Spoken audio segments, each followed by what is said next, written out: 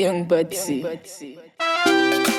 Hey you guys, I'm back finally to show you how I did this crochet. So my hair is cornrowed. I have about 6 braids in the back, 9 in the front. Right here I put like a little crisscross for where I wanted to part my hair. You're gonna need bobby pins, at least that's what I'm using to pin these braids out of the way. This is a less secure way, so if you know how to sew, definitely sew the hair up like this. I'm gonna go ahead and get started. I'm using hair from Trendy Tresses, and the hair that I have is 20 inches long. It's the river curls type, and it's an Auburn Ambre color. It comes in the bundles with about 6 smaller bundles, so I'm gonna just take one of these and begin separating. Within each of these, I'm able to get about 4 to 6 strands that I will crochet to my hair. Obviously, you're going to need a crochet hook for this style, so quick demonstration: open it, hook the hair on, close it, and that's how it will work. So start with it open, slide the hook underneath the braid, hook the hair that you're using onto the hook, close the latch, slide the hair right back under the braid, and then you're going to hold on to the loop of the braid so that you can pull the tail of the hair through the braid as if you're putting your hair into a ponytail. Do it a few times to make it as tight as you need it to be.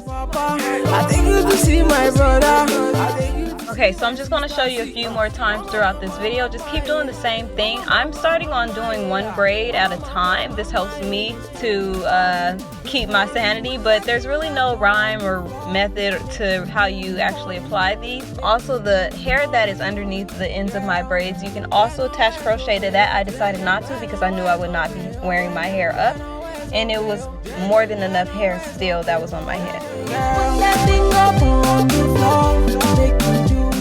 This hair is pretty soft, so I noticed that wrapping it around 2 times was not enough. It was still really loose. So wrap around about 4 or 5, I would say, for this type of hair to make sure that it holds. Okay, so I finished up majority of the ones I want to put in the braids for the back. I'm going to move on to the front. It only took me 1 pack for the back. I'm finally opening up the 2nd pack. So I'm just going to show you a few more times in the front, and then pay close attention to how I do the crochet strands in the front of my head, especially at the part.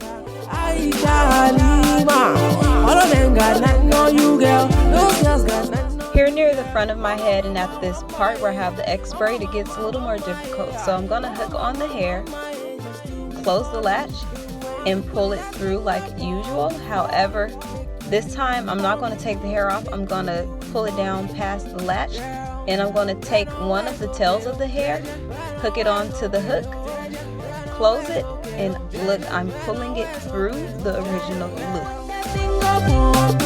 I'm going to do the same thing. I'm going to scoot that loop down, and I'm going to hook the rest of the tail onto the hook. And this time I'm going to pull the hair all the way through. So I know that was pretty difficult. You may have to rewatch it a few times, or you can just go ahead and do the front ones like you do the other ones. But the reason why I do it this way, to make it look most natural at the front of my head and the part. So look at it, it's like super flat. It's not knotted at all. So it blends much more easily or better with my hair. I hope this video was easy to follow and help you really understand how I installed my hair. Check the description box for a more detailed review of the actual hair itself and details about the type of hair that is in my head. Thank you for watching. Don't forget to subscribe, like the video, and share with someone that you know would love this style.